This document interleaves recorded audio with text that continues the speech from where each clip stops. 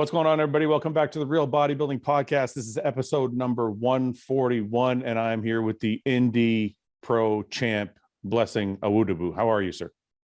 I'm doing great, man. What is going on, brother? Hey, thanks again for having me on this amazing podcast of yours. Hey, first of all, man, I like that T-shirt right there. My respect. Oh, this one? Well, it's gotta represent, man. It's still man. People forget. I try and make sure people don't forget, One of the best. Were you friends with Dallas? I never, you know what? I met him one time, 2016 Hornell Classic in Europe. He was out there to guest post. Yeah. That's my first time I ever met Mike Jensen as well. Yeah. I remember just watching this guy. And I saw him and Mike Jensen, they were sitting right at the front, and my Jensen's wife. Yeah. And I was just looking at this guy. And I see how Mike Jensen was just handing him this drink, that drink. And I was trying to get Mike Jensen's attention. Yeah. But I couldn't because they were so busy with people. So I remember talking to my Jason's wife. I'm like, yo, what's Matt hitting this guy? He's a monster. I remember looking at dude was a superstar, man. You can't even get close to Dallas, bro. Wasn't he in his prime? I think he was like 330 or something like that, or 320 in the off season, but lean, like insane. Yeah. I was so amazed by this guy. I was just looking at him like I never seen anything like it before. Dude, how does that thought process work for someone like you? Were you pro yet or at that time or no? Oh no, I wasn't pro yet. I turned pro a year later. Okay. When you see him, when you saw him, were you like, I'm going to be that big one day, or you're like, I'm never going to be that big? No, I couldn't even think. I couldn't even get my head around the fact that dude was so huge. I know. I couldn't make connection between me and him.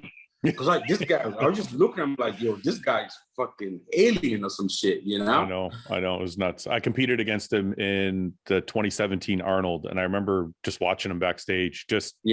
Awesome dude too, bro. Like he was so nice to everybody. Yeah. He had time. He talked to all the fans except me. I wasn't quick enough, And it was just so amazing just to watch him, and how he was interacting with fans and him and Matt's wife. It was I look at them and say, wow, what a dream team. It was inspiring to see. It's a lesson for a lot of people too, that you don't have to have a chip on your shoulder. You don't have to be like, you can still be big and be a superstar and still be extremely nice to everybody and welcome and inviting. Yeah. You represented, man. So listen, I want to talk about your year. And I know everybody knows, well, if you don't know, if you're watching and you don't know, Blessing just won the Indie Pro last week, and beat some really big name guys. And I think we could say it was a huge redemption for you from last year, correct? Hell yeah, man. That was what we were going for. Yeah. So the question I want to ask you though is I want to back way up to last year, because I think we were supposed to do a podcast, and then I kind of just let you be because I didn't know how things were going for you. So I want to ask you, after all the hype and all the eyeballs and everything, and then stepping on stage last year in New York and it not going your way, how did that feel for you? What were the days and weeks like after that show? Oh, man. Going into that show, man, it was a lot of energy, and I put a lot of work into that prep. I worked. Trust me, I actually worked a lot harder for that prep than I did this prep. Yeah. Because I wanted it so bad. And I knew I had what it takes. I knew I can.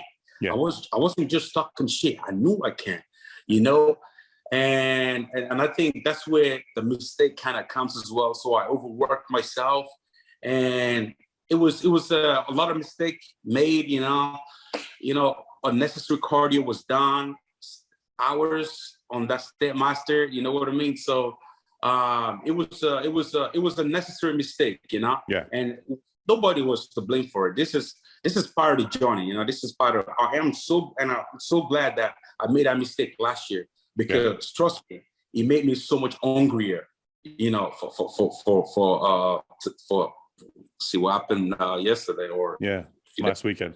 I want to ask you though, because I remember asking you last year, because we did a podcast before the New York, and I remember asking you about, because you and Nick had a little rivalry going, and there was a lot of talk, and it was mostly for entertainment purposes and whatever, which it drew a ton of hype. But I remember asking you, I said, do you think the pressure is getting to you in any way? And you said to me, no, I love it.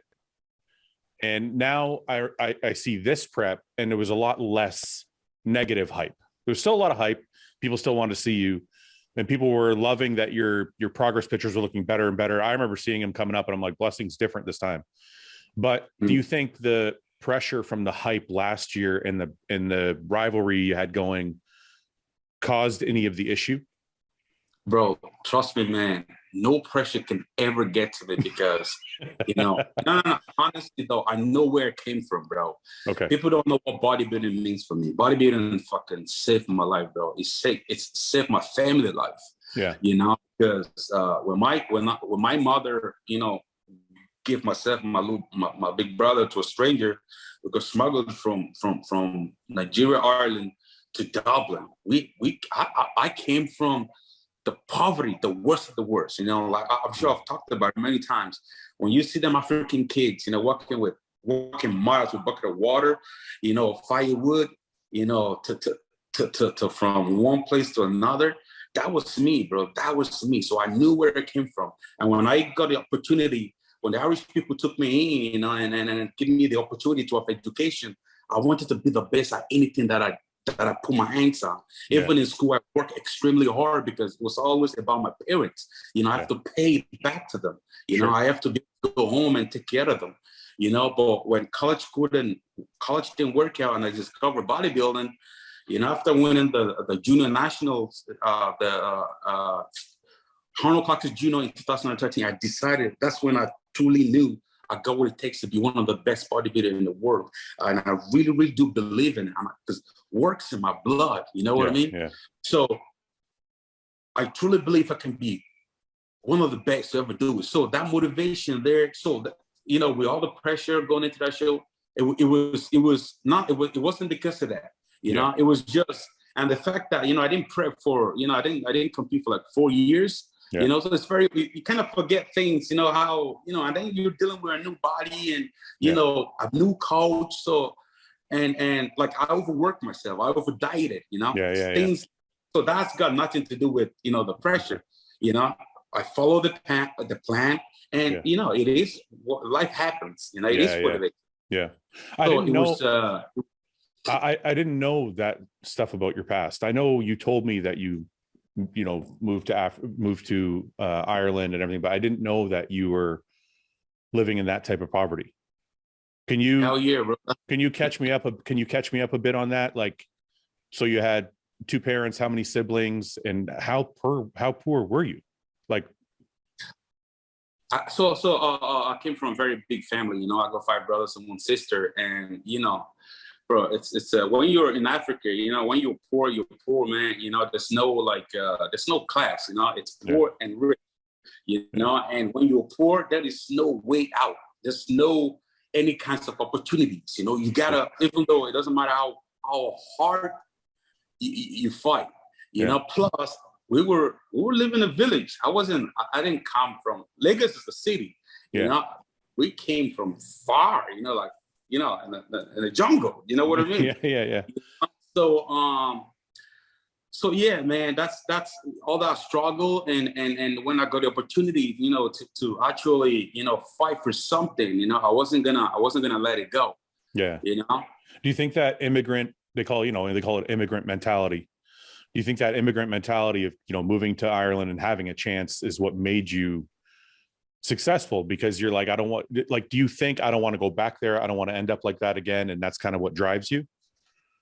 Oh yeah. Like, if you ever been poor, and you get the opportunity to be rich, what's like to be poor. You will never, ever want to go back. Yeah. Your mentality will be different.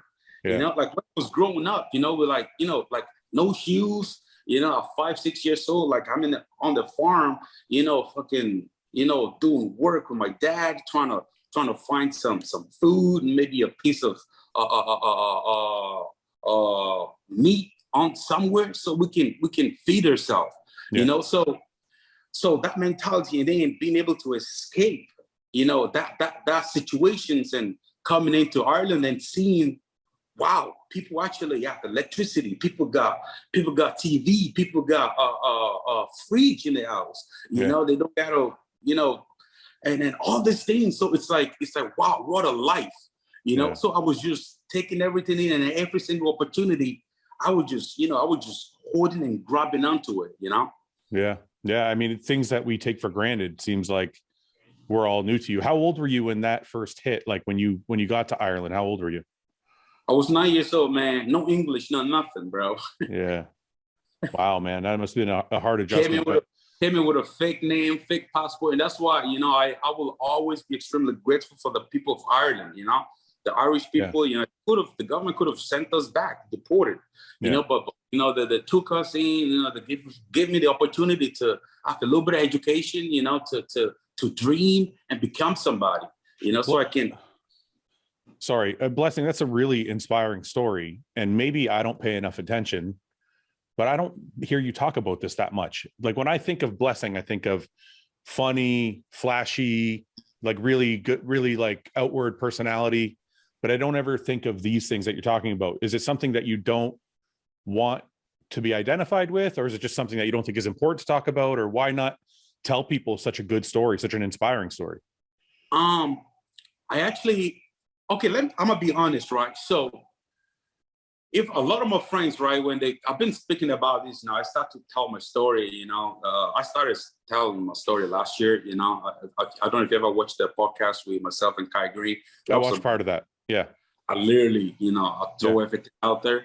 And I'm gonna be honest, growing up in Ireland, and as nice as Irish people are, there's shitty people everywhere, they make fun of you, they conjure cancer names. So like, it's very hard to open up to people, because then, that's all they see, the joke's gonna go from here to here. And so I hate a lot of my background, and I never, even on my friends now, like they come here after watching some of my interviews, and especially the one with Kai Green, like, yo, you never told us that, So we kept everything very quiet, and I realized like I can't go on like this, because I'm up here for a reason.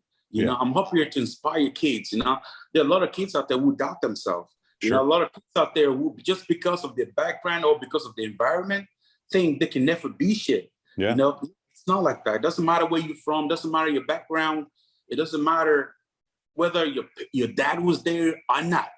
We all go through shit. It's on you to decide who you want to be and how you gonna do it. Yeah, I mean, listen, you know what you're doing, but personally, I think it's amazing that you tell the story as much as you can, because sure, it leaves you vulnerable, and being vulnerable, it leaves gives the trolls some ammunition, but who cares? I mean, you may give the trolls some ammunition, but there's millions of people who are going to hear that and go, oh, I never knew that about, like myself, I'm listening, I'm going, I never knew this about Blessing.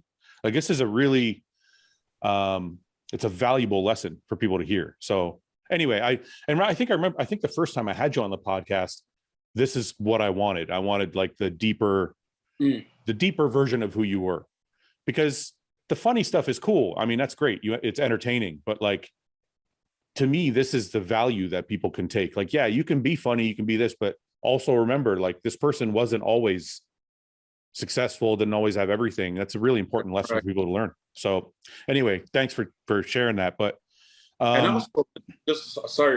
No, go ahead. And I never got onto it. No, go ahead. Millions of things in my head, and you said, how I felt, coming up that loss, with everything that happened last year, we got the hype, and last year was the very first time I dealt with depression in my life. Like I said, because of my background, where it came from, you're just naturally born. We're just tough, mentally. Nothing can, because we've seen everything. I've seen kids laying there on the floor, no food, just fucking nothing. Yeah. So you're like, there's nothing out there that can, like, there's nothing worse than that. Yeah. So last year, with the hype and the energy, and And I always say to my you know, my wife here, Sarah, and Gaff, you know, my training partner, you know, and I always try to use the analogy, like, it's like, you know, when you have a grenade, you know, and you lit it on, and you know you're about to blow some shit up. Yeah. Some excitement shit about to happen. Yeah.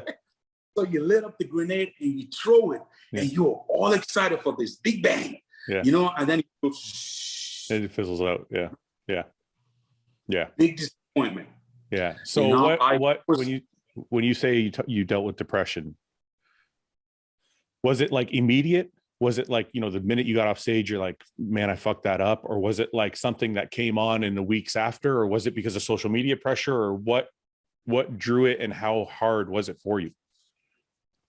It wasn't, it wasn't immediate, you know, and it came weeks on, you know, because you know, you know, me and Sarah, we just started living together now. We were like doing it was a lot of distance. She lived in Ireland and I live here, and my training partner as well, he traveled. So I'm always here by myself, you know? Yeah. So when they went back, you know, when my wife now, Sarah, when she went back, and then my training partner went back, I was by myself. And then I truly have time by myself to really think about what happened. And it was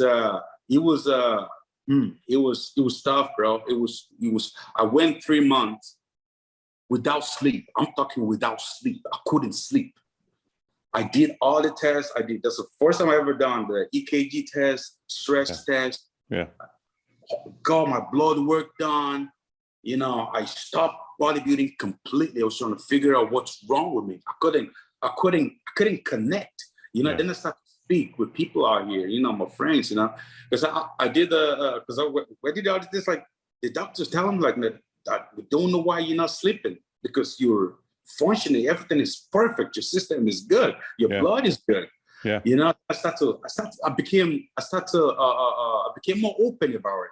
And I started to talk to people, you know, and there's a guy here, one of my training partner, Quentin, you know, and, you know, and the more I talk about it, and I start to come to realization that, you know, my head is not right here, you know, and I think I am facing depression, you know, because I couldn't stop thinking about how I disappointed myself, you know, how I disappointed the people that really cared about me, the people that are actually believe in me. I let them down, you know, so it was very hard for me to live for myself.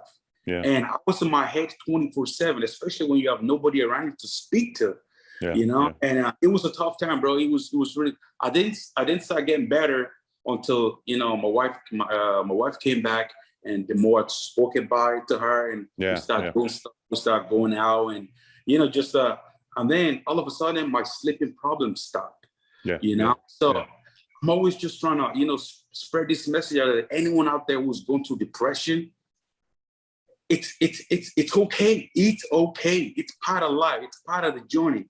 Yeah. These are the things that it's going to make us who we are, you know. This is the thing that's going to give us that victorious story to tell, to inspire others and motivate others. Yeah. It's okay. Go through it. Deal with it. Head on, face on. Don't hide from it. Don't start drinking, smoking. None of that will take it away. You have to deal with it, face on, talk about it with anybody, everybody. At least one person will care, you know? Speak to the people you love, spend times with your loved ones. These are the things that's gonna help us overcome, you know, this thing, because this is real out here, bro. No, I know. And we actually talk about that quite a bit on the podcast, like whether it's me and the guys, or, you know, like me and a guest like yourself. I try and talk about these things all the time, because I think a lot of people deal with some type of depression, whether it's situational or chemical. And I always tell people the worst thing you can do is, one, not talk to anybody about it, and two, start avoiding your daily routine. So I always tell people, make sure you're talking to somebody, make sure you're still doing the daily things you do, like go to the gym or whatever. But how long when you were keeping it quiet, how long did you keep it quiet for? And when you were keeping it quiet, was it something that you were just stuffing down low, or were you thinking about it and trying to process it? You know, I was trying to process it because I couldn't really, when people were talking about mental health and all that shit, depression, I couldn't really, I'm like, yo, just get out of that shit, man. That's your choice. Just decide and move on. You know? That's right. Yeah. And of course, you know, based on my background and, you know, all that, so it took me a long time to really recognize what was going on, because it's like I'm in my head 24/7, and I'm like, yo, I gotta. It started with the sleeping problem, When I sleep, I started speaking with people like I'm not sleeping, bro. I tried everything. First time I ever smoked weed, bro. Did it work? Yeah, bro. I tried all kinds of weed. I even got there's a doctor out here, Dr. Schneider, works for Recon as well. Yeah, shout out to him. He was able to give me a medical marijuana card. I didn't even know what that was. So I was able to. I got that card. I thought, shit, this is gonna fix my problem. I went out to the dispenser, whatever. I got all kinds of shit. They told me get this, the bet, None of that shit works. So you just Did you? I have to ask though. Did you enjoy smoking weed, or were you like, fuck this? It's not helping me sleep. No, I don't bro. like it. Bro, okay. I started off just slowly. Yeah. Puff here and there. Yeah. I felt nothing. I'm like, you know what? Fuck, I'm gonna smoke a whole joint. The first time I did, bro, I had the worst day of my life. Oh no. I couldn't train. I felt groggy as hell. Yeah. Bro, it was bad. I was like, I can't do it. I can't do it either. I don't know how people do it. Yeah. I got a bunch of friends that smoke all the time, and I just can't do it myself. But okay, so moving on, you were able to deal with it eventually with help of your friends and family and doctors, which is good. Did you ever, last question about the depression portion, did you ever take any medication, or was it just talking helped you enough? If you don't mind me asking, if you don't want to say, you don't have to. No, I never took any medication, and because the doctor couldn't find anything, they're like, but they didn't give you like an antidepressant, to recommend an antidepressant or anything like that. They didn't. Because how can it's like they don't even know what's going on. It's up to me to figure it out. Because they were just dealing with they were trying to fix my sleeping problem. The physical issues, Yeah, bro. I got this, the Malgar, the stuff that protects you from snoring. Shit. Because I've got a little bit of how'd you call it? Sleep apnea.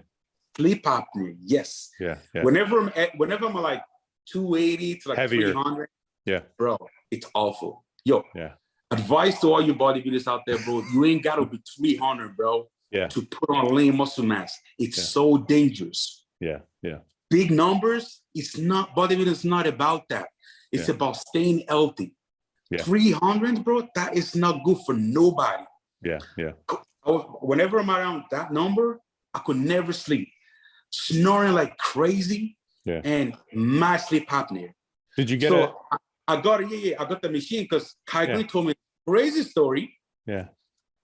It's not funny. It's like a really sad story about one of his friends, that, they told him like, look, listen, you got sleep apnea, you got to get this fixed, you got to get that fixed. He never fixed the problem. Yeah. This guy ended up having like a heart attack or some shit. No. Yeah. So the day Kai told me that story, I went on, what's the website they use out here? Amazon? Not Amazon. No, it's like another one where you can just pick it up at someone's house. Okay. So I was able to Google it, and I found someone just like an hour away, like $300. Used one. So I got that shit. I thought this is it right here. Why didn't you just buy a new one? You can't buy new ones there? It's very hard. You got to go through doctor. You got to do all the process. Yeah. And to be honest, I did the sleeping test. Yeah. But in house though, I did it to give me some sort of a. Yeah. You put it on. I was able to put it. I was able to do it myself. They got to restart. It's okay. You need sleep apnea, so I was able to get a machine secondhand. And bro. After it made my sleeping worse. Did it? Because it was just uncomfortable, bro. Like I was like, and I'm like, this is not me. This is not me. It doesn't feel like I didn't feel like myself. Yeah. I didn't feel like I'm the guy that needs to be strapped up in a machine to go to sleep. No. Yeah. I just need to find a healthier way of doing this. But it's not, I don't know if it's necessarily about, well, it is about healthy, but the bigger you get, you probably will need it. Because like, honestly, when I'm at 280, bro. I know, but have you tried to actually measure, and I'm not trying to talk you into it, just because I use one, right? And I hate it too. Like I go through there'll be like weeks at a time where I can't wear it. I'm like, this is bothering me so much. But then I remember that it's good for your blood pressure. It's good for this, good for that. Yeah. So I try and wear it, and I'll go through like a couple weeks where I can like wear it. And then I haven't been consistent though, but I did it for a month and I struggled with it. Then I started to drop weight, I dropped down to like 280 and I started to feel better, sleeping started to get better. Cause like, my Sarah tells me like, she's the one that discovered that I got sleep apnea. And now she was like, yo, you fucking sleep like a baby. Yeah. Well, at least you have it if you ever need it again, but I do have it. Yes. All right. So who was your coach last year? And when you got back to work, when you finally like figured out the depression and you're like, I'm going to get back to work, did you still work with that coach or did you start off on your own at that point? So last year's prep was done with Chad, and Chad, awesome guy, great coach. Yeah. He is family man. I love that man. He's always there. He's super nice, but how everyone's different, sure. Like, what work for this guy, don't work for it's all about finding the right. It's not really like that person doesn't work, it means a bad person or whatever. Of course. It's about finding the right person, the right coach. You understand you, and that's the difference between me and George. From the get-go, we like it's like it felt like it's impossible, His energy, his positivity, sure, and the fact that he's all about that being healthy, and bro, that's I'm like, yo, this is like it's like a perfect puzzle. So did that happen right away, or did you train on your own for a little while? So I actually hit up Abdullah, so I did the off season. I got a good shout out to Abdullah as well. We had a great off season together, and to be honest, we were supposed to finish the prep together, and because of traveling at the end of the off season, I was supposed to go to Kuwait. I was supposed to meet in Dubai, and so there was a lot of traveling problems. There was a lot of communication problems, and bro, it's like people don't know how much I love bodybuilding and how much I take this shit serious. Like when I feel like somebody's kind of like playing with my time, I'm like, hey, bro, we gotta go. So I'm like, yo, I gotta stop my prep. And it was just a lot of, I'm like, you know what? I think, then I call Abdullah, we talk about it, you understand, Abdullah's cool, and the guy that was in Dubai, Aziz, whatever. Protein House Dubai, shout out to Protein House Dubai. One of the best meal prep places in Dubai. He owns that restaurant out there, and he was the one that linked me with George. Okay. And George, it's funny because George was like, you know what? I've been waiting for this day for a long time. So you guys started together. So before I get into George, so you work with Abdullah in the off season. You put on good size this year, though. Oh yeah, but the problem, right? The problem. That off season, it's like I had to work backwards. Yeah. Remember that prep, people didn't realize how much muscle mass I lost. Yeah, you shrank. Yeah. Bro, if I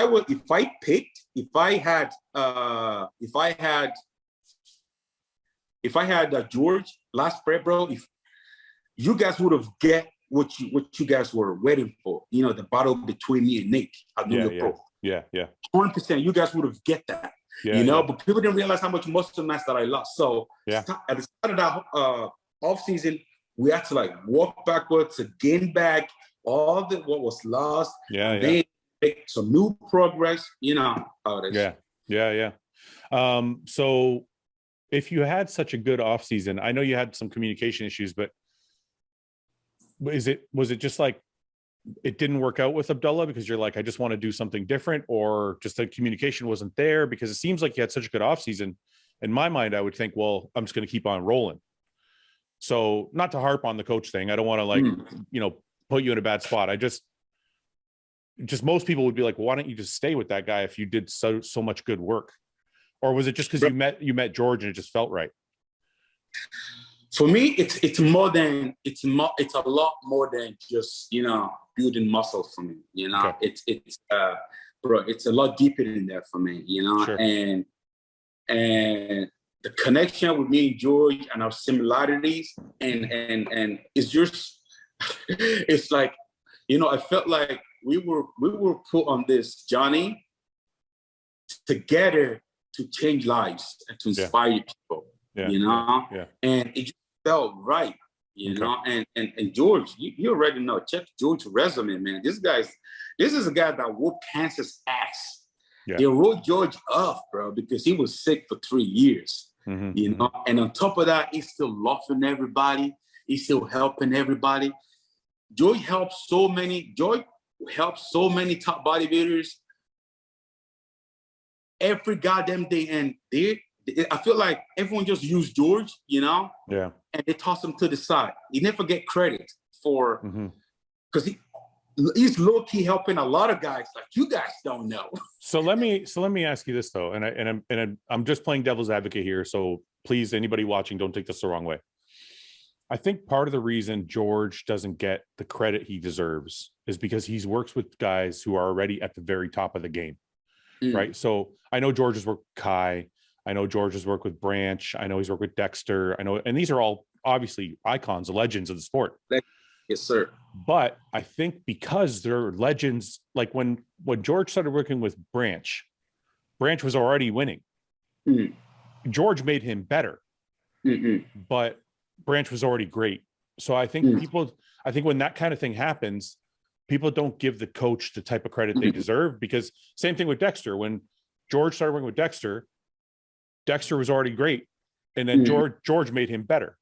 So I feel like that's the only reason that George doesn't get the credit he deserves. It's most of his top athletes were already on a level when he grabbed it. You know what I'm saying?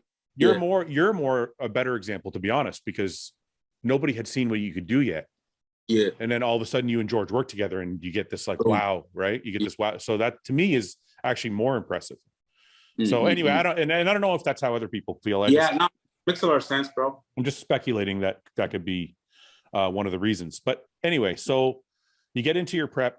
You mentioned that George is really healthy.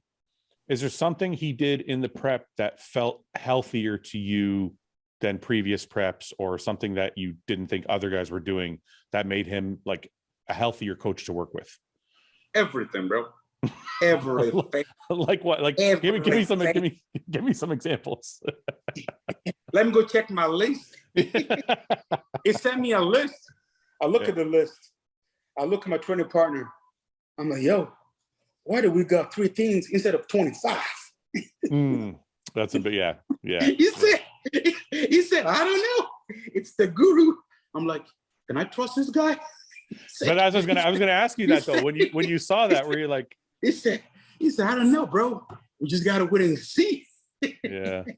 Yeah. So the first week, the second week, I'm like, bro, I'm flat. Yeah. Bro, I'm flat. I'm setting my weight. I'm like, yo, I'm losing weight too fast. Yeah. He said, bro, stop telling me your weight and stop telling me you're flat. You're confusing me, Boogie. Really? Eh? That's awesome. I want to show people if you live under a rock or if you don't follow bodybuilding super closely, I want to show this is Blessing's Instagram page. Not that he needs help getting any more followers. Got 1.8 million followers. Blessing. Yeah, follow the Boogie, man. Blessing _ Awodibu. It's AWODIBU for those listening on audio. But I want to go back a little bit because I started to see your progress photos. You like ass, bro? You Sorry? see that booty? You see that booty? I did. We'll get to that. Don't worry. Don't worry. I didn't miss it. So I think, I don't know, how far are we out here? I don't know how far we out are. This is 17 weeks ago, so it's still probably off season. Yeah, early. Yeah. But even off season, like I started to see this. You know, we would talk about it on the podcast, and I'm like, Blessing looks different. Blessing looks like he's filling out. Blessing's back looks better. Like would notice like little things, like your legs look fuller and everything. So I kind of saw this coming. Like, I'm not saying I saw you coming like that you were going to win, but I saw the change. I saw the changes. And then like week by week, you would post these progress photos. Like this is you at 297 pounds. That's a really... You know why I posted that picture? Because people always talking about my leg. Your legs look great here. Yeah. Let me give them something. Yeah, no, I mean, guess what? People still talk shit. well, of course they do. That's what people do, man. I'm like, you know what? I'm not gonna post any more progress picture because it doesn't matter how good I look, how good I think I look. People will talk shit based on my performance last year. Yeah, you're 100% right. But I mean, this is like a really good 300 pound. This is 283 here, but this is 283. Yeah, that's a really clean 283, man. So how tall are you, Blessing? I think I'm 5'9", 5'10", and some change. You know. Yeah, I mean, so I started to see these coming, and I'm like, okay, something's different. And it just looked better and better as the weeks went on. So you're telling me the main difference that you noticed was less of a stack. Oh yes, you know, I feel, bro. It's like if you look at my body, right? Yeah. First and foremost, if you look at this person, look at my face. I like that one too. If you look at my face, at the end of this prep and last year's prep, you can see how healthy I look, bro. Yeah.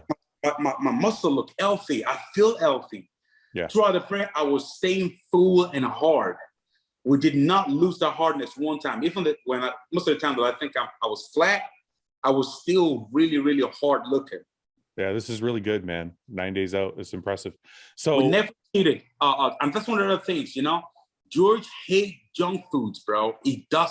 I'm like, bro, please, can we have some burgers, bro? He's like, no, bro. We can't eat no burger. Are you serious? So you didn't do bro. You didn't do any cheat meals the whole prep? No cheat meals? Bro. We capped up, bro. Like over 1,000 grams of carbs.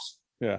All clean motherfucking food, bro. How angry were you? A lot of food. How angry were you though, not having any cheats? You know, I wasn't angry, but no, I wasn't angry because you know, after bro, it's like, yo, I told him like, yo, bro, please don't mind me, bro. I've had some experience. And it's very hard for me to trust anybody. Yeah. So I'm gonna ask a lot of questions. Yeah. And if I'm unsure about shit, I'm gonna call you out, and we're gonna talk about it. And if we're not gonna talk about it, I'll tell you to. That's a good thing though, man. That's awesome. So wait a minute. So you know, I started trusting George. Trusting George. That's what I was gonna ask you. 6 weeks out. So it took you that long, eh? That's when I started weighing myself because I was comparing every data from last year to this year. Every number, what I weigh, what I look like at this number to this number, what I was eating this number to this number, what I was taking here and what I was taking here, you know? So it took you, so you started your prep at what, 12 weeks out, 14 weeks? About 12 weeks out. So it took you 6-7 weeks of fucking doubting him before you finally like. Yeah, you know, I was very lippy. Yeah, I was very lippy with him, you know. Yeah. Fuck your more stuff. I'm like, from here, I think George is the man. Whatever you say, brother. If you say eat shit, guess what, master? I'll eat shit. Yeah. I mean, it takes that though. Like I remember I worked with John. Fuck, I doubted John all the way to the very last week. The first show we did together was the Orlando Europa. And even to all the way up to the very last week, he was like, this is how we're going to carb up. We're not going to eat very many carbs. We're just going to walk on stage. And I'm like, I call my wife. I'm like, I think this guy's crazy. Like, he's not gonna carb me up. What the fuck? But I decided to listen to him anyway. And then when I won, I was like, okay, he's the fucking man. He knows what he's doing. That's the way it is. That's the way you gotta be. You know, you can't let your guard down. Doesn't matter who. You know, you gotta protect yourself. You know, because again, nobody knows your body better than you do. And once you find that right person and you're able to communicate and work together, it's the best. Communication is a big thing too. I'm glad you said that also. If you can't, and this goes out to all the young guys who are watching who have coaches that maybe aren't George Fair or aren't Hani, or you're working with a new coach. If you can't talk to them and they can't explain what they're doing and why they're doing it, then that's a huge red flag. If anybody who's going to coach you should be able to explain why they're feeding you something, why they're giving you something to take, blah, blah. And you should be able to ask as many questions as you want, as long as you're not being annoying. Oh, yes. Oh, yes. Especially, you know, I want to any amateurs out there, you know, and if you're working with a top coach, just because they have guys in the Olympia and you paying them top dollars and you're not getting the communication, bro, you gotta bounce, you know? Yeah. It's not about, bro, it's just gotta be smart. Yeah. I don't want to say too much. So the show rolls around and you're hearing people's picks and you're not a favorite. to win. Oh, that's funny. Because guess what? Somebody sent me a link to one of your podcasts. Fuck off. Fuck off. I said to you when I said to you when I messaged you about this podcast, I said, look, I didn't think you were. Didn't watch it. I didn't have time to watch it, but I was giving a couple of names. I always admit when I'm wrong. Okay. I wholeheartedly admit. I think I have the paper here. I think I had you in 4th or something. Well, it's okay though. You know, I can't blame anybody for counting me out. Look, listen, you see the way I showed up last year? But I didn't count you out. Can I explain? But wait a minute. This wasn't about last year because I actually knew you were going to be better. This is why I picked you 4th. Justin was 8th at the Olympia, 4th, 3rd or 4th at the Arnold. No, 3rd. 2nd, I think, in Boston. Boston Pro, yes. So I thought to myself, there was 2 things I thought. I thought Justin might be fading because he's competed a lot this year. But if he doesn't, I think he can win. And then Charles had learned to do the vacuum and he was looking better and thicker. And I'm like, okay, Charles might be good. And then Ron Gordon's pictures actually blew me away. I don't even know where he ended up placing. RPG. I don't know where he ended up placing. Yeah. I saw him too. Where did he end up placing at your show? I'm not sure. Outside the top 5, I think. Outside the top 5. Yeah. So I think I had you 4th after him. So I apologize for not picking you first. You don't, bro. But I gotta apologize. But I had good reason. It wasn't just like I was hating. Everybody got the right to their own opinion, bro. Yeah. So, but no, I don't think anybody got it right though, man. And I honestly don't think anybody saw you. And bro, you know, that's what makes it so beautiful, bro. Like honestly though, like, I know, I can see it. Like it felt like I set everybody up. you hustled everyone. It's like I'm like Mr. Mac, you know, I can read the future. I'm like, you know what, I got a plan, you know. I'm gonna show up to this game like I ain't got shit. Yeah. I'm gonna let everybody doubt the boogeyman. And guess what? In following year, I'm gonna fuck everybody up. Yeah.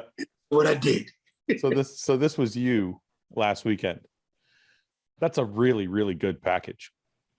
Yeah, bro. Thank you, man. See, I was looking at it, I was like, yo, fuck, is that me? Is that So let me ask you this. When you look at your physique, what is it that you think you need to work on? So actually, let me ask you a better question. So now you've qualified for the Olympia. Well, say it again. Say it again, bro. Say that again. Blessing is going to the Olympia. We go to Vegas. So where newfound confidence, newfound physique, where do you think realistically you can place at the Olympia? Will you be in the top 10? Will you be in the top 15? Where top 5? Where do you think you'll be? I'm gonna be honest, right? You know, I said it late going into this year's season. All I gotta do is be on my best. Me on my best is very dangerous because my physique is so different from anyone's out there. Yeah, you know, and thanks to God and my parents. You know, genetics is there, you know, smart waist, smart joint, and a lot of things that I see people talking about is like, look at the size of Blessing's wrist. You know, look at, you know what I mean? Yeah, oh my joints are so skinny. Actually, it's funny. I want to show people that's hilarious. My knee is when you look at my knee, right? Look at this. You're like, what the heck is that? Look at my knee, bro. This doesn't even look like it can hold you up. I got like the most fucked up knees in the game, bro. Look how skinny those things are. Yeah. Those are the things that had illusions to my physique, you know? Yeah. My waist, my quads appears bigger than they actually are. The separations, you know, the shape, the flow. So going into the Olympia is going to be very, very interesting. And I know all the guys from top 10 down, they are worried because nobody wants to be beaten by Instagram bodybuilder. The clown. They call me the clown. Yeah. I might show up as a clown at the Olympia. So, you know, nobody wants to be beaten by me. So I think I am dangerous. Yeah. I wonder though, I mean, you just beat Justin. Justin was eighth last year, I think. Does that put you in the same lineup with an Ian, with a William Bonac, with a, you know, do you stand with Nick? Like, how do you feel if this physique had showed up last year? Do you think Nick still would have won?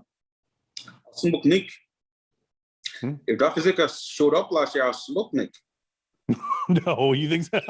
Oh, niggas gonna be like, oh, these motherfuckers starting again. You said You're starting shit again. I know. I'm gonna title this fucking podcast that. You know that, right? Look, ain't no disrespect, man. I love all the guys. Yo, I respect every single one of those guys, every pro bodybuilders out there, even the amateurs. I respect every single one of them because I know what it takes to get in shape. I know what we all have to sacrifice to get to where we are. Yeah. And bro, it's very little return in this sport. Yeah. You know what I mean? Our sport's extremely dangerous. So every single one of those guys, I respect them, you know? And yeah, man, it's just it's a competition. Yeah. You know? Do I have your permission to title this I Can Smoke Him?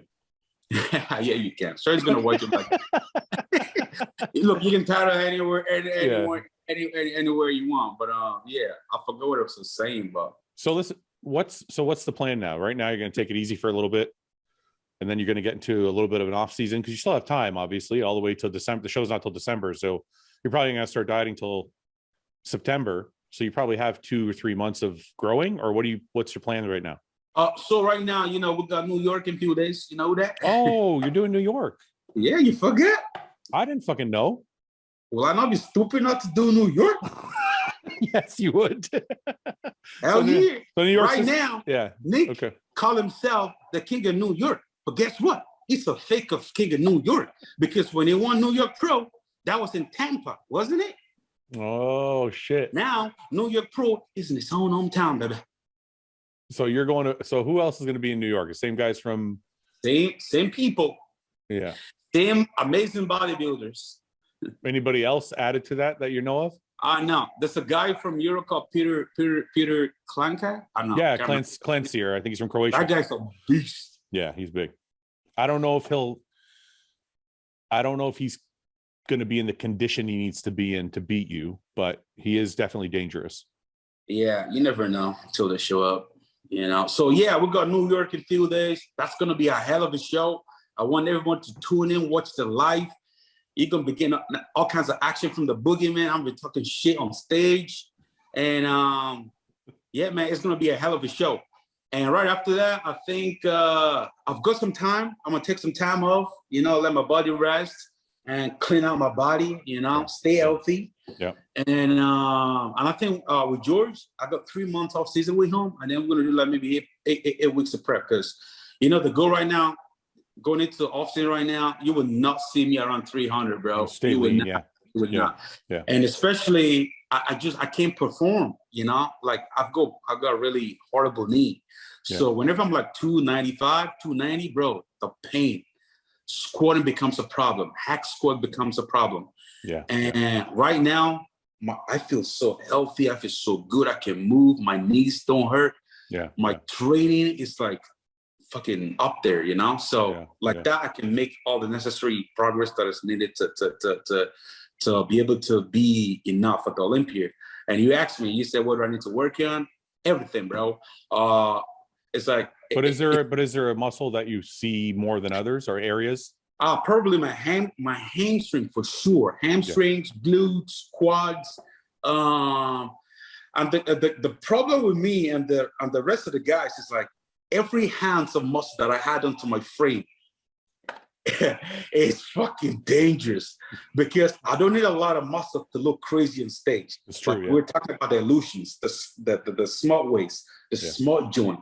So I ain't got to do anything crazy. I just got to keep training the way I've been doing, you know, and just like improve my lower body overall, you know. I like this new blessing. You seem different. You seem more still fun. Don't keep your guards down, bro. No. No, Boogeyman is nasty. No, I know, but I'm just saying you seem like you're still the same fun blessing, but there's a serious side that is here now that wasn't there before. Yeah. Or at least you weren't showing it. You weren't showing it. Now, now I feel like you're showing it. You know, like I've always, bro, I love all the true bodybuilding fans, you know. I even though like the one that don't support me, I respect every single one of them and I love them all because without them, there won't be a guy like myself. There won't be a guy like Ian Belair. There won't be a guy like, you know, Nick. William Bonach, Nick, all those guys. Yeah. Because the fans are everything, and oh, my brain, prep brain, bro, prep brain. You lost your train of thought. Prep brain. Oh yes. Because the way I came on the scene, right? I came on as the joking guy, the bro. In the world of social media, it is very hard. It's very hard to reinvent yourself. Yeah. Once you're known as a personality, yeah, it is so hard to change. 100%. Like if you look into the Hollywood, like let's speak let's say who's the top action guy in John Wick, the John Wick. Yeah. Now Keanu Reeves. Now imagine Keanu Reeves trying to be funny. Yeah, I get what you mean. Nobody will watch it.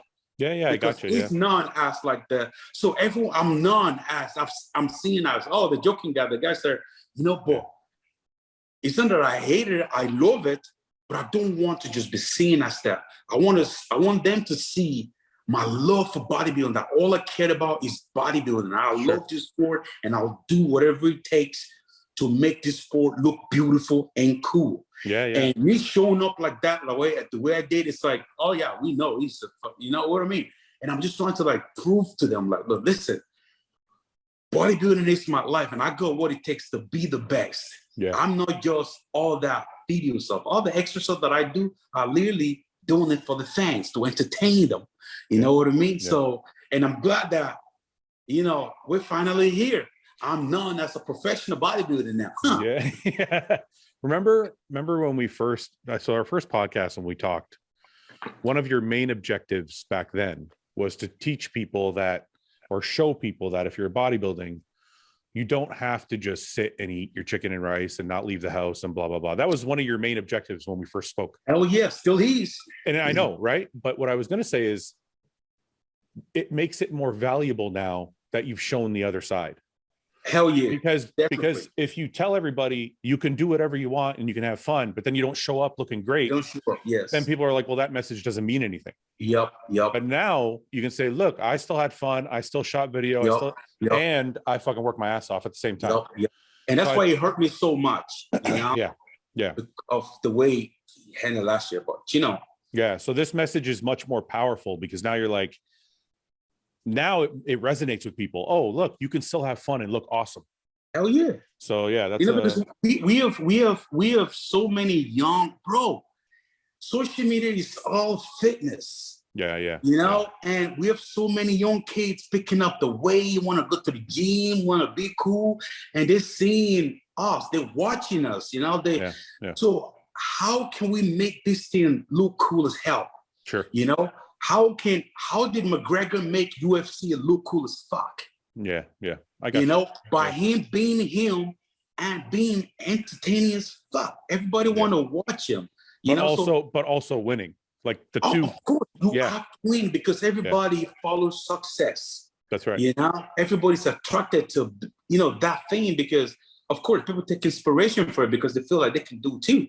Sure. You know what I mean? All this is the watchers, so we gotta make this sport look beautiful, especially with all the crazy stuff that's happening right now, And that's why I said me and George, we are put on this scene for a reason, to preach the healthy side of bodybuilding, that you can be amazing bodybuilder while still being extremely healthy, Maybe I need to get George on the podcast too, so I can kind of George is delve into the details of it. He's the man, bro.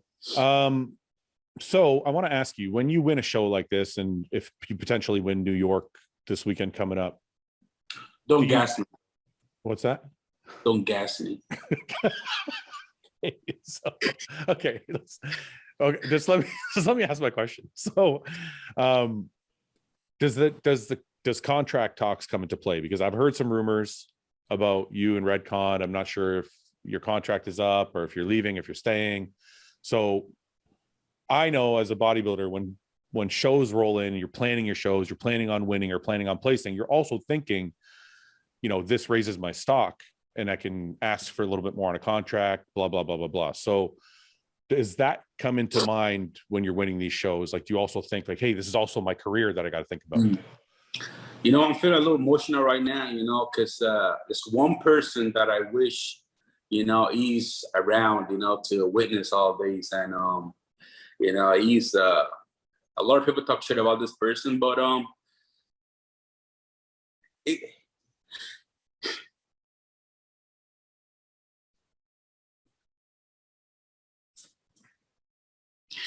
I don't think him as a good man.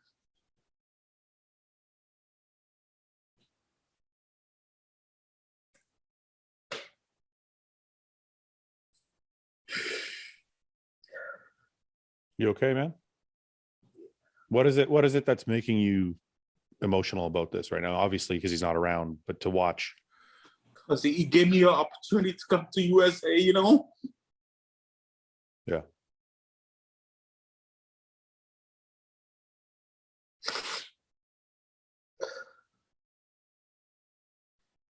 And he believed in me, you know? He's one of the...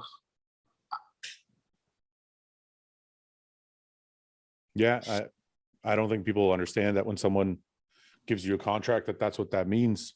It was always a dream of mine to live in the USA, you know? And when my first company and first sponsor, when they messed me up in Europe, you know, I thought because I had a pre-workout.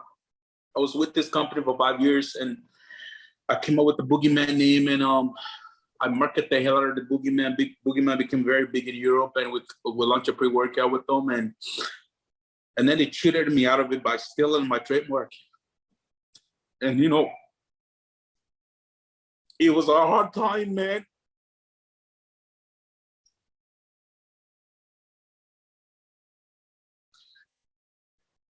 Because they were my main source of income, you know, and they thought they can bully me into a shit contract. And myself and Sarah, you know, my wife, we had to make a very crazy decision that we were going to walk away from them, you know. Yeah. Knowing that there's no one out there there was no money coming in, there was nothing, and I just got my pro card, and my shit just started blowing up, and you know, and then the last bit of money that we had left, you know, we said we're gonna go to the Olympia. We went to the Olympia first time ever, you know, and I remember I didn't know what Recon is, I didn't know who Heron was, and I remember walking past their Recon boots. And the first person I saw there, and I said, "Yo, I'm a big fan of the brand," you know. And it happens that person was Aaron Singing, man. So when we went back home, it was crazy because I got an email from Aaron, and he said, "We're interested in working with you," you know. Yeah. We were so excited, man, you know. And that's all. The contract was good, and he said, "You want to come out to Florida and meet the team?" I came out to Florida, met the team. Awesome people. And I'm like, "Yo, I love this place, man." He said, "Would you like to move?" I said, "Hell yeah." He sponsored my visa, everything, man, you know? Because it's not easy when you're moving from one country to another. Yeah. Bro, I came from Africa, bro. My background, we had nothing. It ain't getting opportunity to live in USA, you know? So he believed in me, man. One of the only person. And 2020, it's funny. And he was always telling me, he goes, "Listen, I don't ever want you to leave Record One. I want you to spend all your career in Record One." And I'm not the type of guy that jump from one brand to another, you know. Like, since out of my career, I've only been with 2 companies, you know. Yeah. Which is, you know, it's a good record for, you know, you know all this, you know. Yeah, of course. And I told him, I will never leave Record One, and I promised him I'll win him the Olympia. I truly believe in. I really did mean it, because Aaron wanted a superstar, you know, and he's helped a lot of bodybuilders. Aaron loved bodybuilding, bro. He's always at every shows. He wanted a superstar. He wanted somebody that's winning. He wants to be up there because he sponsored all these shows. He spent tons of cash in all these shows. Yeah. You know, and I promised him, I said, "Look, listen, just be patient with me." And he was extremely patient, bro. Like 3 years, I didn't do nothing. I didn't compete. He didn't force me to compete. Yeah. You know, and last year, I showed up the way I did, and he still kept me on. You know, he still kept me on. And you know, things happens. You know, and he had to go away for a while, you know. Mm-hmm. 6 weeks out, I was fired from Record One. Really? Yeah. He broke my heart. Did he fire you? No. Oh, he had already went away. I mean, Aaron was not around, you know. Yeah. 6 weeks out, you know, I was getting ready for a show, man, you know. Yeah. And they gave me 2 weeks. I'm like, yo, what you guys want me to do, man? I'm like, I can't stay in USA, man, without, you know, that means I have to go back to Ireland. And I called them back. And I said, can they just give me 3 months? Yeah. Just talk to my lawyer, you know, so we can, at least I can stay in the country legally, you know, so I can, you know, move my visa around. Yeah. My apartment's on Record One as well, you know. 2 weeks is not enough, man, you know. Of course, yeah. And, you know, the guys in there being nice, you know, and I was very grateful that they gave me that extra time, you know. So I was very happy with that. You know, I rang Rui I told him, you know, thank you so much. And thanks to the guys in there for giving that extra time. And it is what it is. I love Record One, but, you know, time, you know, things change, you know, and life's a journey, you know. It's like you meet people, you know, that's supposed to be in your life for a reason, and they're there for a reason. But, you know, the journey continues. You know, some people are going to be in your life for a bit of time, and that's their job done, and you got to level up to a whole nother level, you know? Yeah. So can I ask you, did they give you a reason why you were letting you go? Or did they just say we're changing? Because I heard that they're changing their entire style from bodybuilding to something else. Yeah, you know, they're changing directions, and, you know, I don't want to be asking any question, you know, I respect their decisions. And, yeah, of course. Yeah. I'm just wondering if they... I was very thankful for the opportunity and the time. Yeah. You know, I just wish, you know, Aaron was, I wish Aaron was around. You know what? I had a plan. I said, I'm going to win Indie Pro, right? And I'm going to leave my trophy at Aaron's office, and he's going to come home to see it. Yeah. You know? Yeah. And, but that's life, you know? And, yeah, so this is my last night with Record One, and I'm free, you know, and, you know, anyone can send in all the applications to my team. You know, we're taking applications. You know, if you're trying to take your business to a whole nother level with the boogeyman, we can help you. Tell them, Fuad. Tell them we can help them. Tell them. I'm not fucking telling anybody. Maybe I'll take you. But the price gotta be right. The price gotta be right. Because guess what? Yesterday's price is not to this price. I should have fucking asked you like a month ago. Fuck. Isn't that funny? Well, Yesterday's price is not to this price. I know that. Fuck, it's true. And Indie Pro 2021 price is not Indie Pro 2022 price. Yeah. And next week's price is going to be different than this fucking week's price. Oh, price is going to go up next week. It's like a stock market. But you're investing in stock as well. Careful, because if you lose, then your price might go down. No, it's not going down. It ain't going anywhere. Okay. The boogeyman's here to stay. Let me ask you. I want you to, and you don't have to say a number, but I want people to know. I just want people to give an idea. Do you make enough from bodybuilding contracts, not including like YouTube stuff that you do, or not include coaching, or not including any of that? Let's say just bodybuilding contract. Do you make enough off bodybuilding contract to live comfortably? Bro, that's why I've been so blessed, you know, with Record One. And I can never forget what Record One did for me. I can never forget what Aaron Singing Man did for your boy, you know. Like, I'm able to live this life, bro. I ain't got to worry about shit. Yeah. You know what I mean? I ain't got to worry about coaching somebody or that there. I'm just here to do bodybuilding 24/7. I'm able to take care of my parents back at home. Yeah. You know? Yeah. So that's it's like, bro, I'm always, bro, that's why I'm always so happy and grateful for the opportunity, you know? And, you know, so, I mean, you know, I'm grateful for it, man, you know? And it's not given, it was earned, you know? I worked my ass up for this shit. Yeah. You know? So I want to ask you, I've seen a lot of comparisons. I'll let you go because we've been over an hour now, but I've seen a lot of comparisons with you, Raphael, and Samson. How do you think you compare with those guys? Because you guys, all three of you, kind of have similar shapes and structures.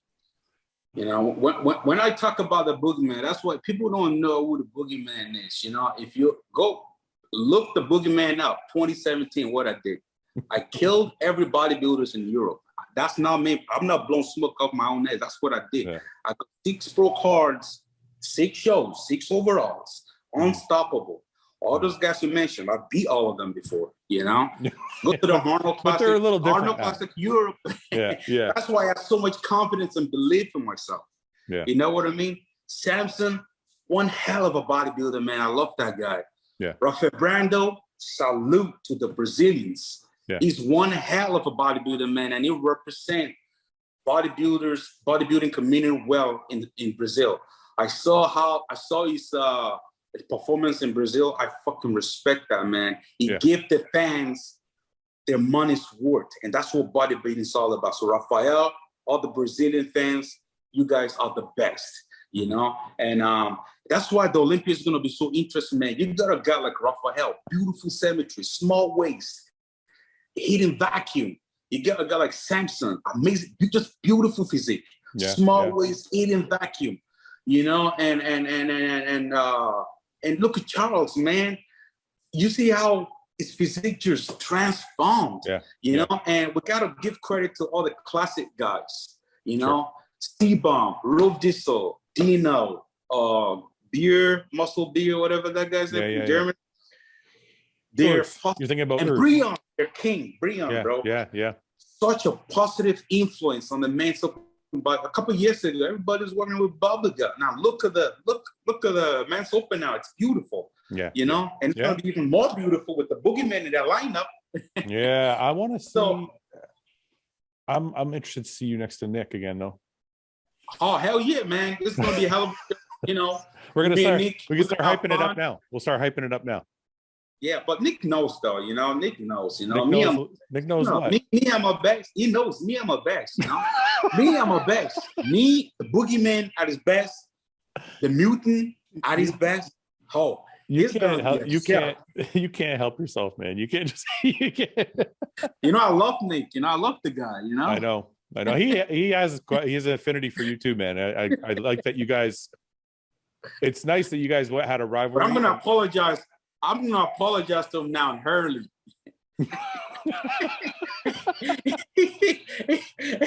I think Nick, this Olympic check might be going down one place. Blessing. I don't know, man. I gotta tell you, Nick is here. Look, I want to show you this just before we go. I know Nick is a freak. Today he posted these. Today he posted these progress. All the fucking muscle he can get to stand next to the boogeyman. Look at this. I gotta show you. I don't need to be that big. Okay, here, look. That's today. Oh, man, what a freak. Look at that front double bicep. Isn't that fucking crazy? Its waist is so small. God damn, boy. No, man. I'm telling you better watch out. It looks amazing. You know what? Just because a guy like Nick Walker, you know, myself, you know, you guys know we're bringing that energy. We're bringing that entertainment. We're going to be talking trash all day long on that stage. And please, I want the fans, you guys got to understand this, bro. Everything we're doing, all the extra stuff, we're doing it for the fans, bro. Bro, you know, people have to pay to watch bodybuilding show, bro. Do you know how many people that pay to watch Indie Pro live, bro? I was so shocked to see people singing in front of their TV, laptop to watch Indie Pro live. Yeah, man, it's interesting. And they all saying, damn, it was so entertaining. It was so energetic.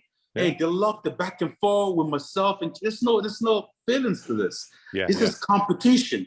Yeah, you know, we're trying to get to each. I mean, this was done with Arnold. You know, like you can't call Arnold a bad guy. Arnold's an entertainer. Yeah. You know, it's all about making our sport as entertaining as possible. And guess what? This Olympia, right? It's gonna be the best Olympia ever. Could be. It will be. You think so? Yes, sir. I know there's gonna be a lot of fucking hype. I know you're gonna drive a lot of hype, but it's gonna be fucking fun. Not just me. I'm gonna get everybody into this shit. I'm gonna make them talk. You know, I heard Until Labrada is quiet. Yeah, not for long, right? I'm gonna make Until Labrada talk shit. Blessing. Listen, man, I always like having you on. We always have good conversation. Bro, you're awesome, man. I have to, I have to give you credit for all you do for bodybuilding, all you do for all the athletes that you sign on. You know, thank you. Please keep doing what you're doing, man. You're making bodybuilding cool, man. You know, you are well represented. You're well dressed. You look great, and you're a great businessman. And I watch you commentating at is it Arnold? The Arnold, yeah, the Arnold. Arnold. Yeah. Hell of a professional job, man. You're awesome. I hope they let you do the Olympia for real, for real. You're one of the best, bro. Thank you very much, man. I really appreciate that. Listen, I hope you'll come back on again near Olympia time or as we get closer. Whenever you want me on, bro, you're the best. I can't say no to you, man. Okay. Even sometimes I don't agree with what you're talking about on your podcast. It's all good. All right. Well, listen, I appreciate the time, man. And we'll do this again really soon. Awesome. Thank you, bro. Okay. Thanks, man. Bye. Bye-bye.